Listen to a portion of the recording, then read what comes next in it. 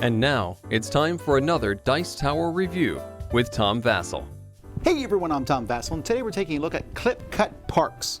And one of the big trends in gaming these days are games in which we call them roll and write games, where you roll dice and write something down. This is a roll and cut game.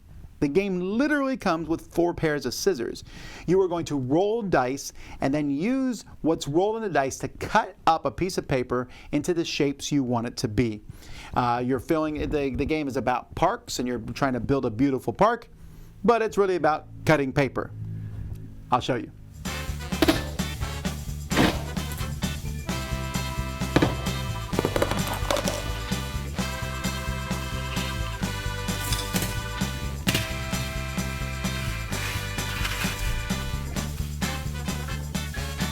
In this game, each player is going to get a pair of scissors. You're also going to get a sheet from a pad that has 100 of them.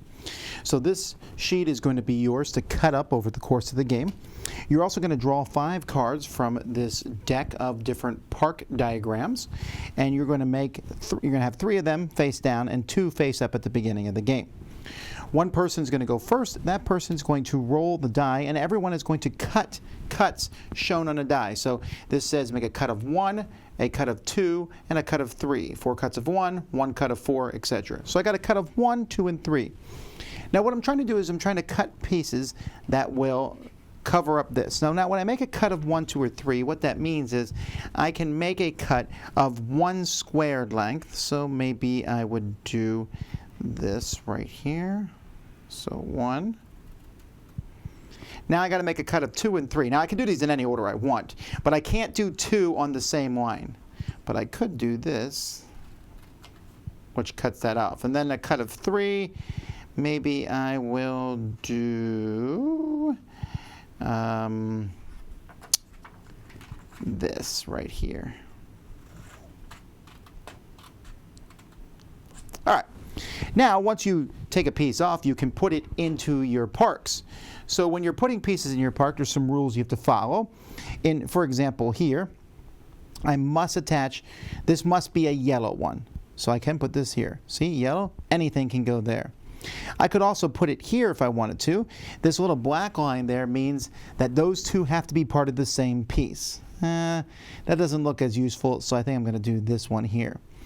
This symbol here, the recycling symbol, means I need to have a piece with that symbol. There's also some that say I need to have an animal symbol when I place those. So once everyone is done doing that, then we roll again, and now I have to make 2 cuts of 3. Now I would love to have, let's see, 2 cuts of 3. So I'm going to make a cut like this here. Let me see, I want a yellow one. There we go, that looks good. I'll make my first cut of 3 like this. I'll make my second cut of 3 like this. 1, 2, 3. And yes, that's legal. I wasn't sure. I had to look it up online to see if that was a legal move. And then my third cut of 3, I'm just going to do this. 1, 2, 3. So now I got a couple more pieces. I'll be able to place them here and here. And then let's pretend later on I was able to get another piece here. At the end of every turn, if you completely fill up a park, then you've scored it. You're going to draw a new park to take its place, and you'll get the bonus on the bottom. This gives you a bonus of extra cuts. This gives me a bonus of a token. Here I get an animal or a recycling token. Those just mean when I play those, I can put those on a spot and it counts. So let's say I need the recycling token here. I don't need it anymore. I can put anything there using that token instead.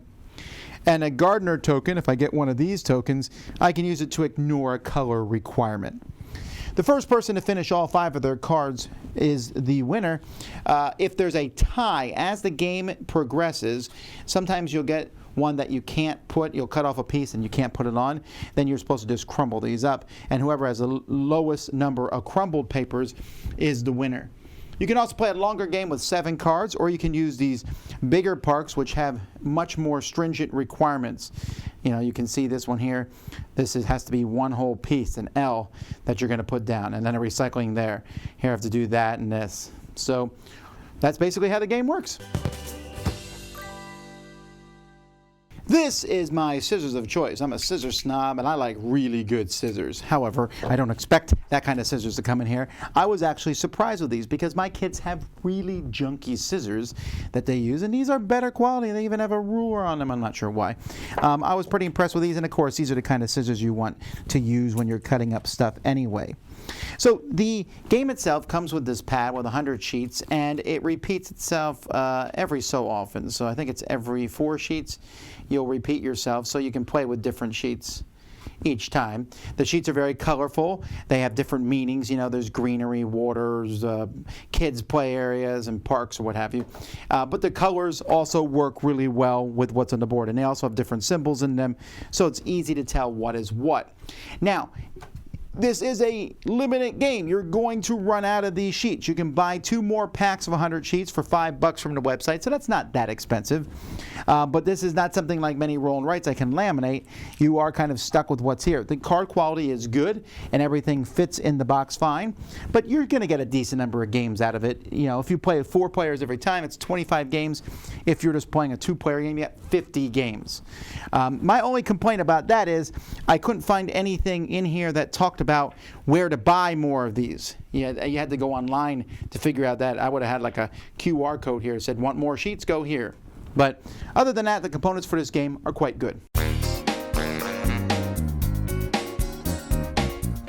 I'm sure some people won't want to get this because of the disposable nature of it. Again, if you play 4 players every single time, you still have 25 times you can play the game.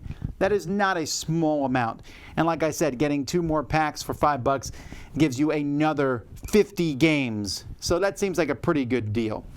That being said, I think the game is clever. It's a gimmick, right, to get scissors and use them to cut up the paper, but I like it. It's not that hard. At first I thought it might be very brain-bendy, but you roll dice. You get a 4 cut.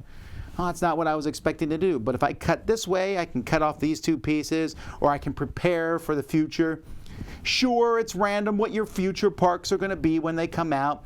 And I'm not 100% sure every park is perfectly equal in what it needs. And sometimes you flip over a park and it's some of the cuts you already made you've already lined up for that. But the game is light and entertaining, and everyone has a good time. It's fun to cut out pieces and put them on the cards. It has this very solid sense of satisfaction, like, yes, I got the piece down. It just feels good. And I enjoyed that part of the game a lot. The clip cut parks, and it scales really well. Doesn't matter who's rolling the die, really. And it even has a solo mode where you're just trying to get a good score in it as you cut up your sheet of paper. So then you could play the game 50 times, I suppose, or 100 times if you're playing by yourself. Either way, this is unique. It's definitely based on a gimmick, that of cutting up a piece of paper with scissors. And I don't think we need maybe, dozens of these kind of games. But I still found it to be entertaining, and it's a gimmick that works. That's Clip Cut Parks. Check it out. Dice Tower Judgment, approved!